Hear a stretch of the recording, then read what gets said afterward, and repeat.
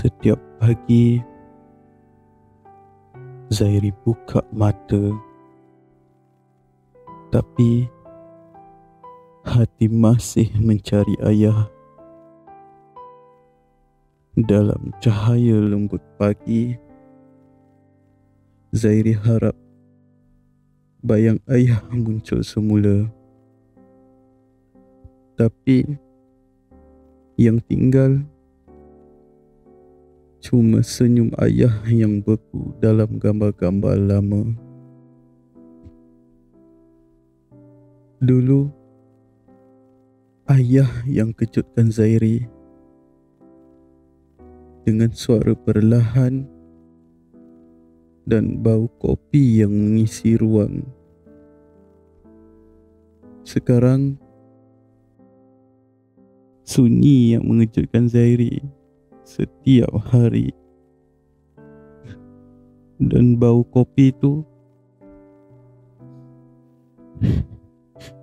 tinggal kenangan.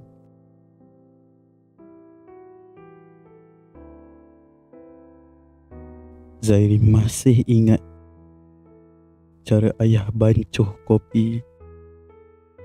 Tak manis, tak pekat,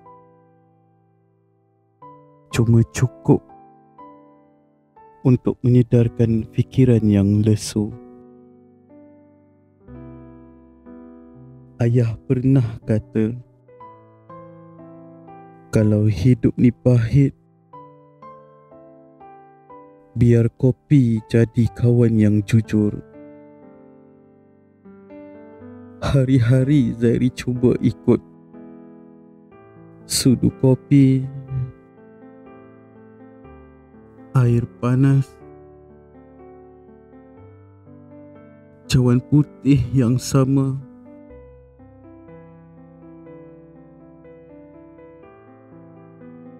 Tapi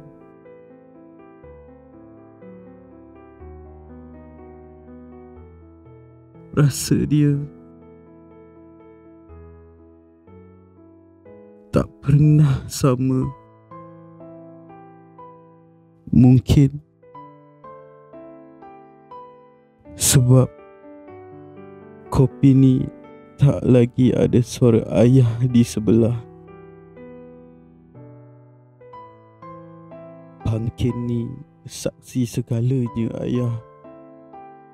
Tempat kita bercerita tentang kerja, tentang hidup, tentang perkara yang Zairi sendiri tak berani cakap dengan orang lain. Sekarang Zairi masih duduk di sini, tapi semua cerita Zairi simpan dalam dada. Kadang Zairi gelak sendiri dalam hati yang senyap. Ayah pernah pesan, kalau rindu, tengok langit.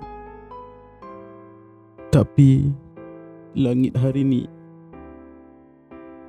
terlalu luas untuk Zairi cari ayah seorang diri.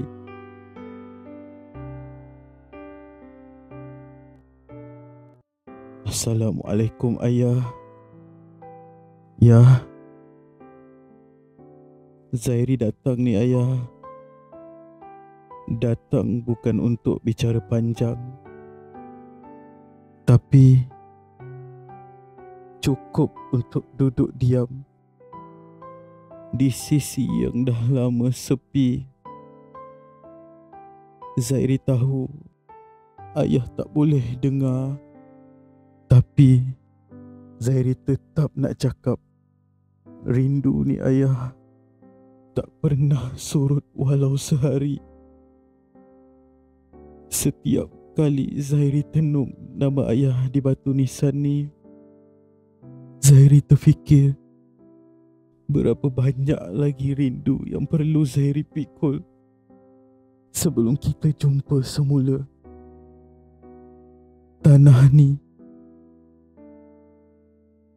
dah jadi tempat Zairi lepaskan semua yang terbuku.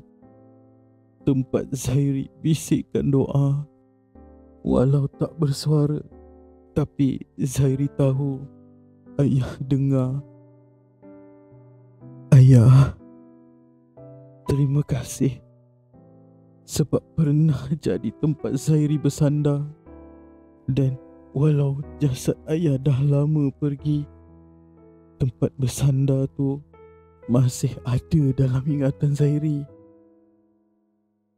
Terima kasih ayah untuk segala-galanya. Zairi akan ingat sampai bila-bila. Kenangan serta rasa kopi ayah. Terima kasih ayah. Assalamualaikum.